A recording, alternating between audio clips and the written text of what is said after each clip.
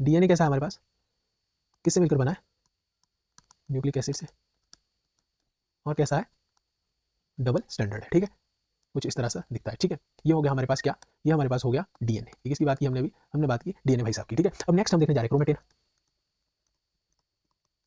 Chromatin क्या होता है हमारे पास, अब इसको भी देख लेते हैं ये क्या वाला है, ठीक है। क्रोमेटिन क्या है, अब ये जो डीएनए है, जब इस डीएनए को हम क्या करेंगे और ज्यादा कंडेंस्ड कर देंगे, ठीक है, और ज्यादा कंडेंस करेंगे तो क्या बनेगा हमारे पास, क्रोमेटिन बनेगा, ठीक है। ज्यादा मुश्किल कुछ नहीं है, ध्यान से समझना, ठीक है। क्रोमेटिन क्या हो जाएगा, chromatin it is the condensed form of DNA, condensed form of, wait, ये हमारे पास क्या हो जाएगा, DNA is, chromatin is condensed form of DNA, okay, clear हो गया।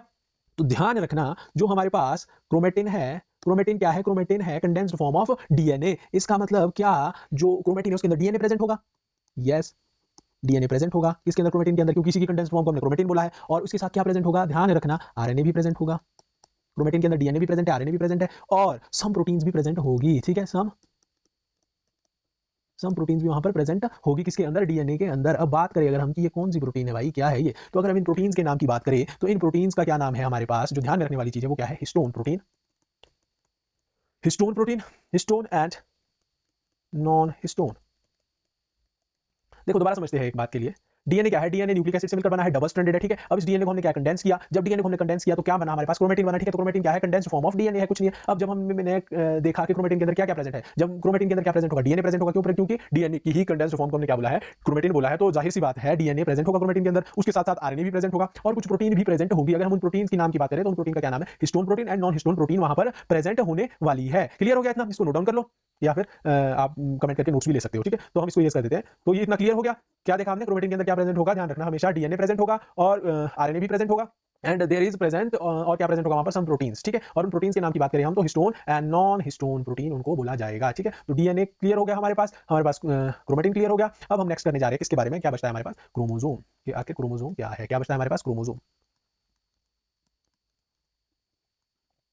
सो now we are talking about chromosome, ठीक है। हमने देखा डीएनए को जब हमने कंडेंस किया तो हमारे पास क्या बना, क्रोमेटिन बना, ठीक है। अब जब हम उस क्रोमेटिन को भी कंडेंस कर देंगे तो क्या बनेगा, क्रोमोसोम बनेगा, ठीक है। तो कुछ मुश्किल नहीं है, क्रोमोसोम क्या है, कंडेंस्ड,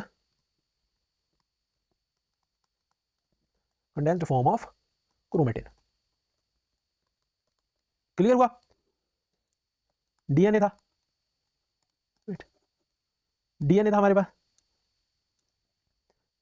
ये क्या था हमारे पास, डीएनए प्रेजेंट था, ठीक है। अब इस डीएनए को हमने क्या कर दिया, कंडेंस कर दिया तो क्या बन गया, क्रोमेटिन बन गया, ठीक है। अब इस क्रोमेटिन को भी हमने और ज्यादा कंडेंस कर दिया तो क्या बन जाएगा हमारे पास, क्रोमोसोम बन जाएगा, ठीक है। ज्यादा मुश्किल कुछ भी नहीं है। डीएनए क्या था, डीएनए डबल स्ट्रैंडेड था, ठीक है, न्यूक्लिक एसिड से मिलकर बना था। डीएनए को हमने क्या कर दिया, कंडेंस किया। जब डीएनए कंडेंस किया हमने तो क्या मिला हमें, क्रोमेटिन मिला हमें। फिर जब हमने क्रोमेटिन को भी कंडेंस किया तो क्या बन जाएगा हमारे पास, क्रोमोसोम बन जाएगा, ठीक है। क्लियर है, इतना क्लियर हुआ। अब हम देख रहे हैं आगे और कि ये क्रोमेटिन है और जो क्रोमोसोम है ये कब विजिबल होते हैं, ठीक है।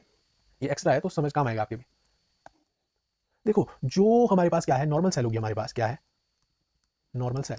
नॉर्मल सेल से क्या मतलब है हमारा, नॉर्मल सेल मतलब हमारे पास कोई भी सेल हो सकती है, any kind of cell, like skin cell है या हेयर सेल है या कोई भी सेल है, ठीक है, इसी लिख देते हैं, कोई भी सेल है हमारे पास। इन सेल्स की बात करें, जितनी भी नॉर्मल सेल्स है हमारे पास, नॉर्मल सेल्स में क्या विजिबल होगा हमारे पास, क्रोमेटिन विजिबल होगा, ध्यान रखना हमेशा। जब हम नॉर्मल सेल की बात करें, नॉर्मल सेल क्या हो सकती है, any cell, like skin cell, hair cell, कोई भी सेल है, उसमें क्या प्रेजेंट होगा, जो भी नॉर्मल सेल है उसमें क्रोमेटिन प्रेजेंट होगा, ठीक है। अब बात रही क्रोमोसोम की, तो क्रोमोसोम हमेशा कब विजिबल होगा, जब सेल डिवाइड कर रही होगी, ठीक है। डिवाइडिंग सेल में क्या प्रेजेंट होगा हमारे पास, डिवाइडिंग सेल में क्या प्रेजेंट होगा हमारे पास, क्रोमोसोम, ठीक है। जब नॉर्मल सेल है, नॉर्मल सेल में क्रोमेटिन विजिबल होगा, व्हेन सेल इज डिवाइडिंग तो उस टाइम क्या विजिबल हो जाएगा, क्रोमोसोम विजिबल होगा। तो इतना ध्यान रखना कि नॉर्मल सेल में हमेशा क्रोमेटिन विजिबल रहेगा, और जो भी हमारे पास जब सेल डिवाइड करेंगी, डिवाइडिंग सेल के अंदर हमें हमेशा क्रोमोसोम ही नजर आएगा, ठीक है। तो क्लियर हो गया इतना, ठीक है। अगर कोई डाउट है तो कमेंट सेक्शन में जाके कमेंट कर दो, आपको सोल्यूशन